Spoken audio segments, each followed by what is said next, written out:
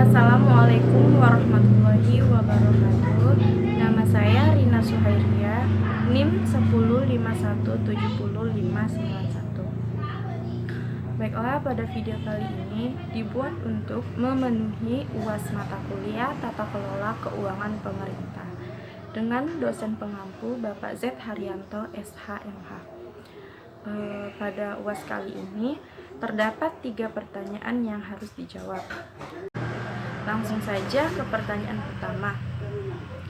Jika pengelolaan keuangan negara tidak dilakukan sesuai dengan hukum keuangan, yaitu Undang-Undang Nomor 17 Tahun 2003, Undang-Undang Nomor 15 Tahun 2004, dan Undang-Undang Nomor 1 Tahun 2004, maka akan timbul kerugian keuangan negara.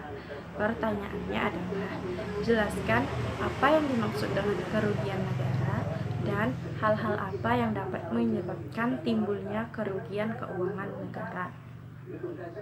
Kerugian negara adalah kekurangan uang, surat-surat berharga, barang yang nyata dan pasti jumlahnya sebagai akibat dari tindakan melawan hukum, baik yang disengaja maupun dengan tindakan kelalaian.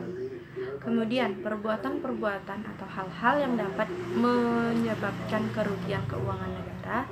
Yang pertama, tindakan korupsi seperti memperkaya diri sendiri atau orang lain yang didapatkan dari aset negara.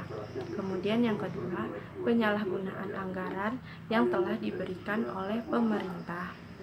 Kemudian yang ketiga adalah penjualan aset negara yang kemudian hasilnya digunakan untuk kepentingan pribadi atau diri sendiri, bukan untuk kepentingan negara. Kemudian yang keempat, pengadaan barang-barang dengan harga yang tidak wajar, yaitu harga yang jauh di atas harga pasar. Baiklah, selanjutnya lanjut ke pertanyaan kedua. Pada pertanyaan ini terdapat konten video yang telah disiapkan yang harus ditonton, kemudian membuat analisis terhadap video tersebut berdasarkan perspektif ilmu tata kelola keuangan negara. Setelah saya menyimak dan menonton video tersebut, maka dapat saya ketahui bahwa terdapat permainan besar dalam pengelolaan APBD Provinsi DKI Jakarta yang disebutkan dilakukan oleh pihak SKPD dengan DPRD Provinsi DKI Jakarta. Dalam video tersebut juga dikatakan bahwa terdapat pemangkasan anggaran yang dilakukan oleh oknum yang tidak bertanggung jawab. Kemudian jika dikaitkan dengan perspektif ilmu tata kelola keuangan negara, maka menurut saya hal tersebut dapat menimbulkan kerugian keuangan negara.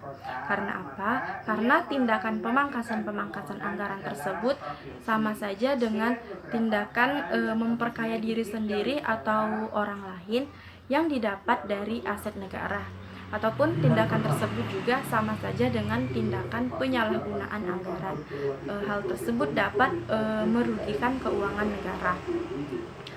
Maka dari itu, menurut saya, kedepannya pemerintah harus lebih meningkatkan lagi pengawasan terhadap pengelolaan ataupun perancangan APBD ataupun APBN.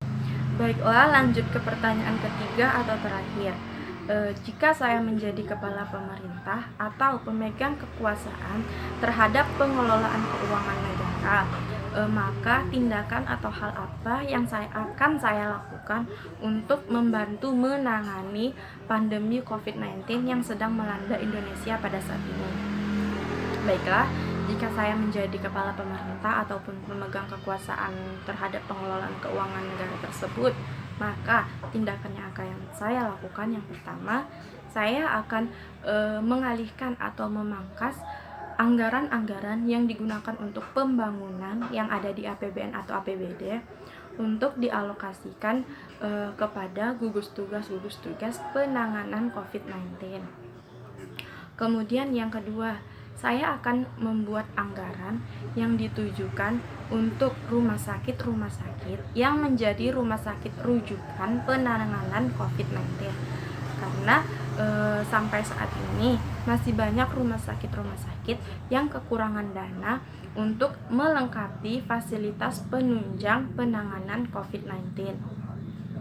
Kemudian yang ketiga, saya akan membuat kebijakan yang akan ditujukan kepada kepala daerah untuk memangkas anggaran-anggaran yang dianggap tidak terlalu penting untuk saat ini, kemudian dialokasikan untuk memberikan bantuan-bantuan kepada masyarakat yang sangat terdampak akibat adanya pandemi COVID-19 ini.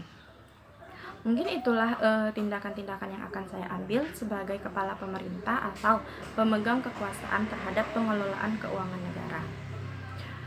Baiklah, sekian dari saya pada video kali ini. Kurang dan lebihnya saya mohon maaf. Wassalamualaikum warahmatullahi wabarakatuh.